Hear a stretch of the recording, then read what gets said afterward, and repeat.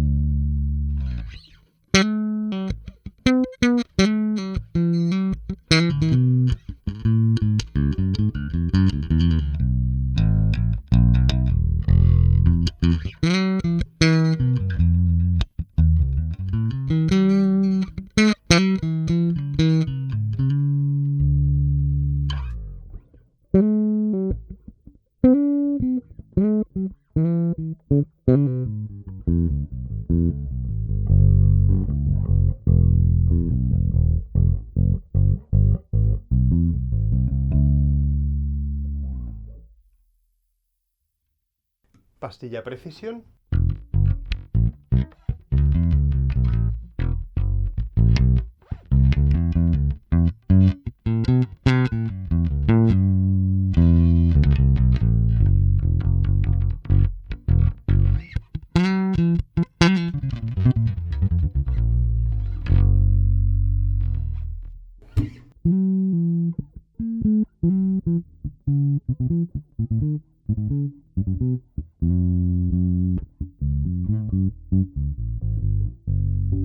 Puente.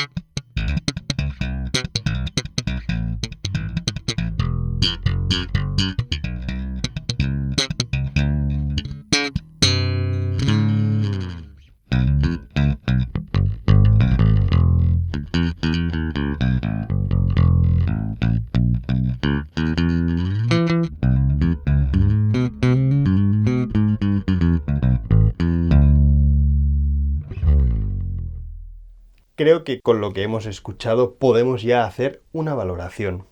Mástil es un mástil que se siente cómodo. El acabado de trastes, pues dentro de los Marcus Miller creo que es de los peores porque sí que se notan los trastes pese a estar rebajados. Así que bueno, ahí penaliza un poco. No sé si pertenecería al mástil, pero los afinadores van muy suaves, está muy bien. Mástil con muy pocas impurezas. Sí, un mástil que está pues suficientemente bien y le voy a dar un 7. Calidad de construcción. La verdad que en cuanto a calidad está muy bien la tapa, el encastre está bastante bien, está muy bien, de hecho. Bueno, cuerdas a través del cuerpo, que siempre es de agradecer.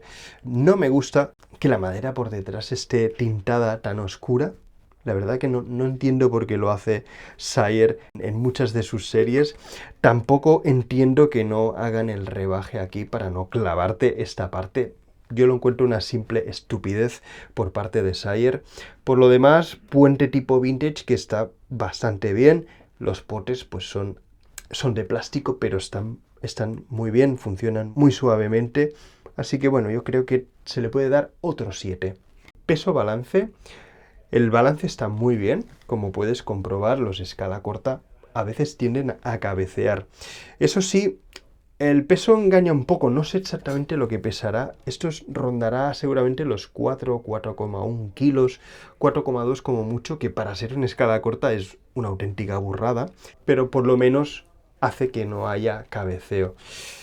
Yo creo que se le puede dar otros 7 siendo bastante generosos. Yo hubiera preferido pues 200 o 300 gramos menos sin sacrificar el cabeceo, no sé si es pedir mucho. Sonido. La pastilla del puente no está mal, con el tono cerrado sobre todo. La verdad que me esperaba más del bajo sonoramente.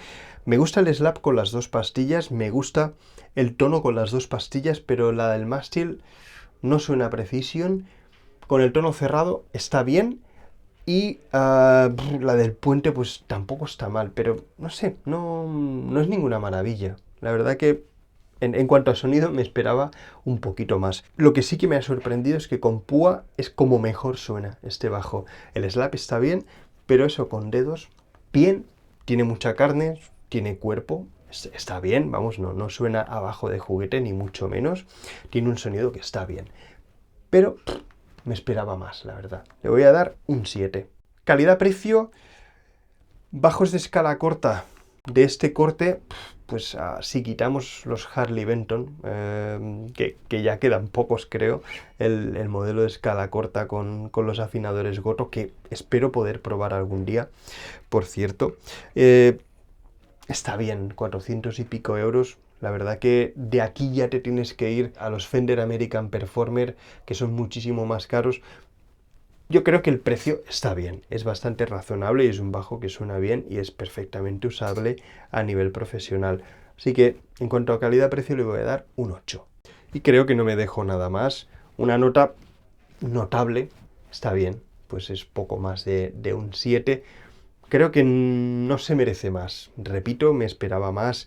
Es un bajo que sacrifica un poco de comodidad, tanto por el peso excesivo para ser un bajo de este tipo, como por el diseño que tiene, que creo que no es ningún acierto por parte de la marca.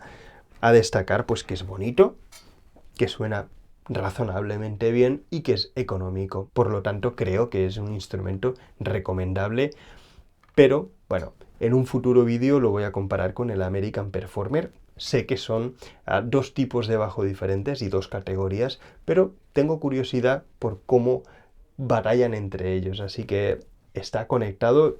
Si en el momento en el que ves el vídeo ya hay el otro publicado, pues te voy a poner el enlace ahora aquí al final. Así que nada más, muchísimas gracias por tu tiempo, suscríbete si no lo has hecho y hasta muy pronto.